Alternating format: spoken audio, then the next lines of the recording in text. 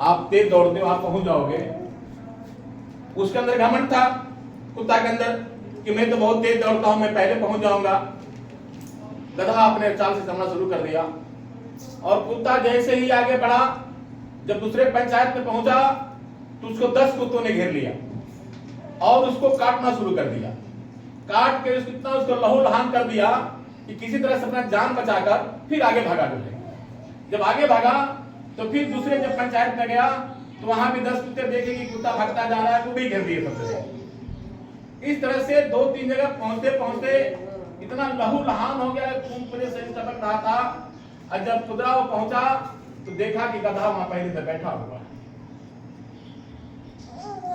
उस कुत्ते ने कहा, दोस्त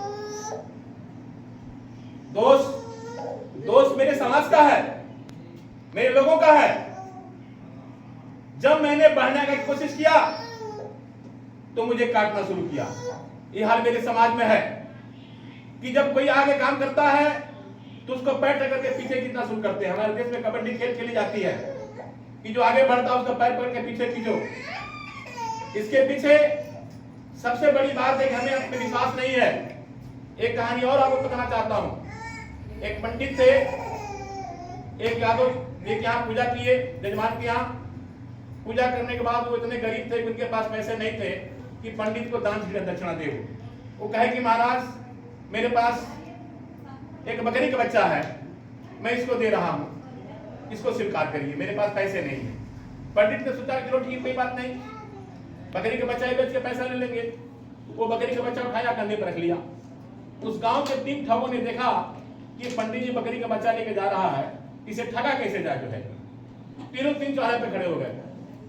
जब पहला जो व्यक्ति था, जब उसके पास पंडित जी पहुंचे तो उसने प्रणाम किया, हालचाल पूछा और कहा कि पंडित जी कंधे पे लेकर क्या जा रहे हैं। तो पंडित जी ने कहा भाई यजमान क्या पूजा किए हैं, उसके पास पैसा नहीं था तो बकरी का बच्चा हमको दे दिया।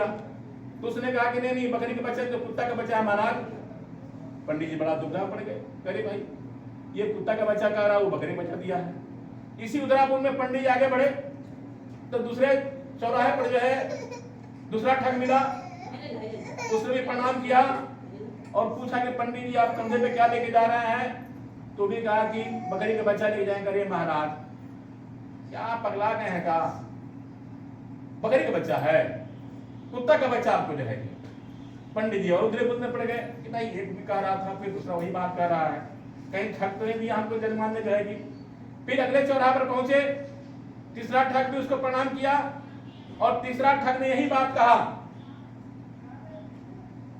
कि पंडित जी आप तो जो है क्या लेके जा रहे हैं।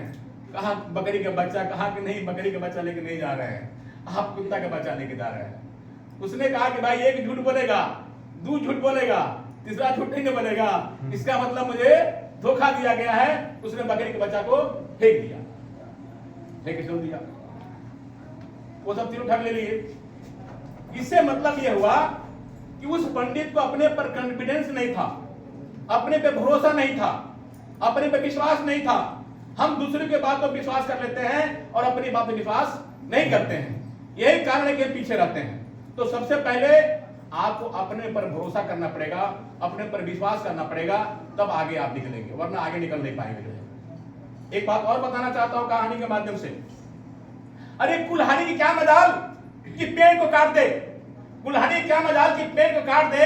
अगर कुल्हाड़ी में अगर आम का लकड़ी का डंडा ना लगे तो पेड़ नहीं काट सकता है।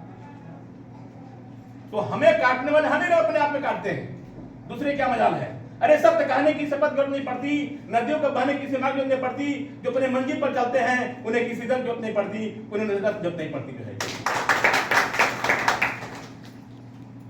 एक पत्थर से पूछता है कि तुम भी वही पत्थर हो और मैं भी वही पत्थर हूं, और तुझमें मुझ मंत्र क्या है कि तुमको जो है पैर छू के शाम सुबह लोग प्रणाम करते हैं और मुझे सुबह से शाम तक खाली ठोकरे मारते हैं। उस पत्थर ने कहा कि हाँ दोस्त अंतर है। कहा क्या अंतर है, तुम भी वही पत्थर हो, मैं भी वही पत्थर हो। कहा कि हाँ मित्र, जिस पत्थरी ने मुझे इस काबिल बनाया, पहले तुमको उठाया, तुम उसकी मार को बर्दाश्त नहीं किए, तुम टुकड़े टुकड़े में टूट गए, तो तुमको रोड पर बिठा दिया, जो सुबह से शाम तक तुमको ठोकरे खाने पड़ता है।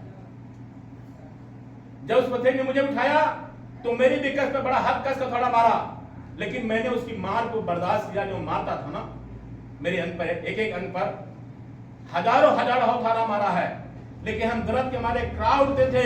लेकिन तुमको देखते थे कि अगर हम टूट गए तो मुझे भी कहीं रोड पर बिठा दे, इसलिए उसकी मैंने मार को बर्दाश्त किया। और मित्र जब बर्दाश्त किया तो जानते उसने क्या किया? मुझे मूर्ति बना दिया। और जब मूर्ति बना दिया तो लाकर किसी चौराहे पर खड़ा कर दिया या किसी मंदिर में खड़ा कर दिया, जहां लोग मुझे शाम को प्रणाम करते हैं। यही हमारे तुम्हारे अंदर है। तो 77 साल से तो हम ठोकर खा ही रहे हैं, ठोकर खा ही रहे हैं, दूसरों के चक्कर में पड़ के जो है कि अपने में भरोसा करिए, अपने में विश्वास करिए। हम बाबा का आपके मिशन को लेकर आए हैं। हम आपके बीच एक बहुत अच्छा संदेश लेकर आए हैं कि आप अपने घर, अपने परिवार में रहकर जो है अपनी गरीबी बेरोजगारी को हम मिटा सकते हैं और अपने समाज के बच्चों को बेहतर से बेहतर हम शिक्षा दिलाने का काम करेंगे जो है कि। इसी के तहत मैं एक पुस्तक में लिखा हूं। हालांकि पुस्तक मेरी 68 पेज की है। 1947 से लेकर 1950 तक, 1857 से 50 तक, 1950 से लेकर अब तक जो क्या हो रहा है उसी में से कुछ सार रत्न निकाले हुए हैं। जो हमारे शिक्षक पेमेंट पाएंगे उन सारे पेमेंट शिक्षकों को उसके पुस्तक में सबका फोटो नाम रहेगा और ये पूरे देश के अंदर जो है जहां जहां ये मिशन हमारा जाएगा वहां जाएगा। ये प्रचार प्रसार में काम करेगा।